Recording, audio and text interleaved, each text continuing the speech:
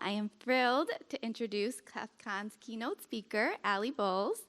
A Chicago native, Allie earned her BA from Northern Michigan University in Hospitality Management in 2007 before returning to Chicago to begin a career in hotel and restaurant management and event planning. She currently works in admissions for Morgan Park Academy, a small independent school on the city's Southside. When her son Conrad was born with a cleft, Allie became an advocate for the cleft community and a Smile Train ambassador. So without further ado, please join me in welcoming Allie Bowles.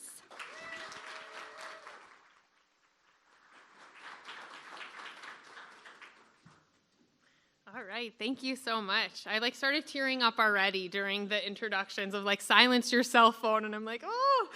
So we're gonna get through this. I'm so excited to be here. I'm excited to be joined by my son Conrad, who didn't want to say much, but he did want to say hi.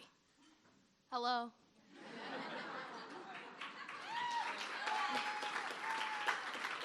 And he's gonna stay up here with me for a little support. So, man, if I could go back 11 years ago and tell myself this is where Conrad's cleft journey would take us, I wouldn't believe you. I would feel like this insurmountable weight would have been lifted.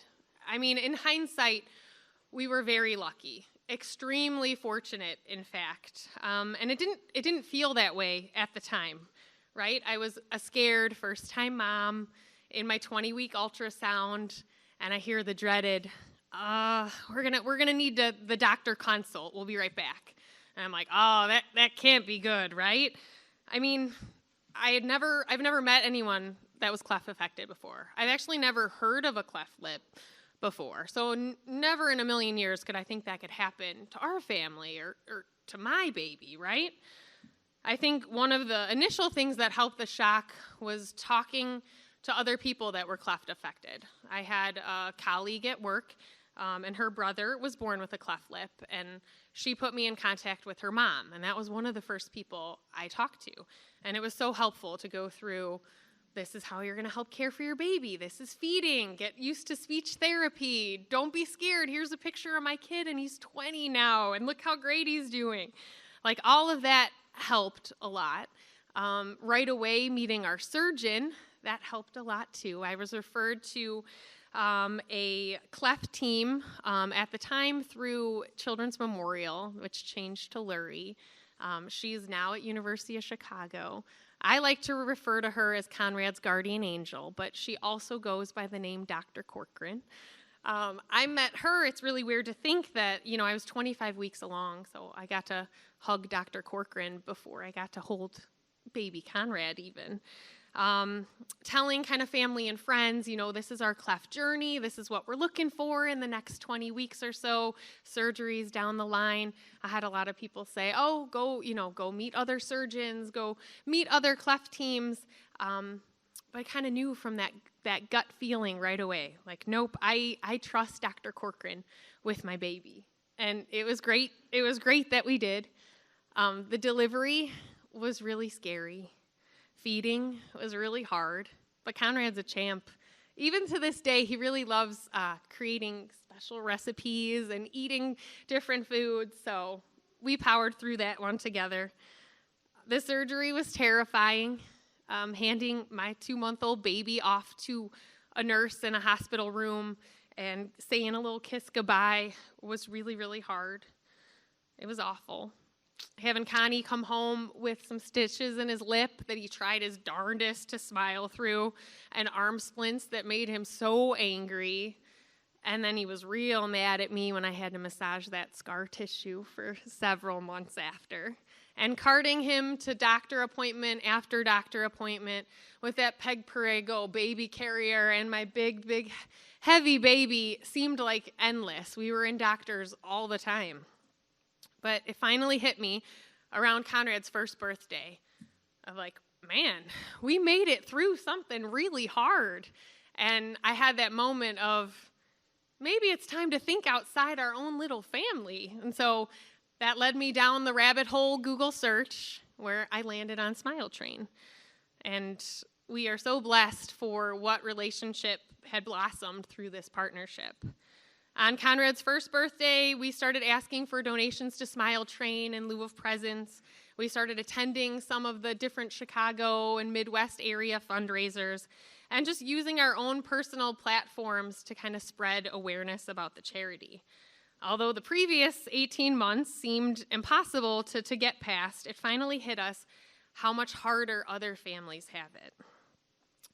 It was so difficult to learn about other countries and other cultures that don't have the acceptance of cleft-affected people, the way that a lot of our communities do have support for. I had impeccable prenatal care. It's not common for a lot of people to even recognize a cleft on an ultrasound. So in hindsight, we were so lucky to be prepared for what our journey kind of looked like. I had access to the nation's best pediatric hospital, the most qualified cleft team that you can go to. People travel from all over the world to have the care that we were able to get in our own hometown. I also had the luxury of taking a break from my career and being a stay-at-home mom to take care of my cleft-affected baby. So most of families don't have those luxuries, and I think that was a big aha moment for us on why we wanted to partner with Smile Train and continue to help others that were less fortunate. My love for all things Smile Train grew and grew and grew. We started hosting fundraisers, attending in-person events, participating on online campaigns, and even running the Chicago Marathon, which was fun. Painful, but fun. So consider this your warning. If Troy calls you and says, hey, I've got this crazy idea, now you know. But we were linked up with a marathon extraordinaire, Dave Collegato and his partner Mary, and they are big Smile Train advocates. And they trained us to run those brutal miles through Chicago in October. And it was amazing. And I think the most amazing part of our partnership with Smile Train so far has been our visits to the international clinics. I would call those honestly life-changing. In Mexico City, I met moms that I instantly connected with, regardless of language barriers. I just right away, you could feel what they're feeling, and they knew. We had this, moment. It was apparent that they struggled a lot more through their cleft journey than we ever did. I met a man in his 50s who had just recently had his first surgery to correct his cleft lip. He had walked the earth for 49 years with an apparent cleft lip, dental deformations that made it difficult to talk and eat, let alone smile. And whether it was the moms of the newborns or the parents carting their toddlers to the speech pathology clinics, or the parents of teenagers that were there for reconstructive surgeries, or 50-year-old gentlemen, they all had the same sentiment. They felt like the luckiest people in the world. Smile Train had saved them. They had rescued them from that insurmountable fear, that same pit in my stomach that I felt when I was at that ultrasound appointment. The most incredible opportunity we've had was being able to bring my 3 sons to the Beijing clinic for our visit, to meet patients and meet the Smile Train team of China. At the time, they were 11, 7, and 5. And I think giving the boys a firsthand view of what Smile Train does out in the world was astounding. I am just beyond honored to be here today with you, with Conrad, with my little guy Jed, my parents who came out. I am just so excited of all the things that we're going to be able to accomplish together from this point moving on. This room is the answer to how Smile Train can grow, to do even bigger and better things and help more and more cleft-affected people. Smile Train's efforts like their Student Ambassador Program or that newly forming the Young Entrepreneur Leadership Circle Board. It's amazing. That is what gives me so much hope. It's what is vital for growth to help spread awareness and build our community even further. Getting new generations as passionate about cleft accessible care as we are is essential for the next generation of cleft affected kids. So let's grow the cleft community together, both inside the U.S. and outside. Raising cleft awareness and access to care is a challenge that I know this room can and will do.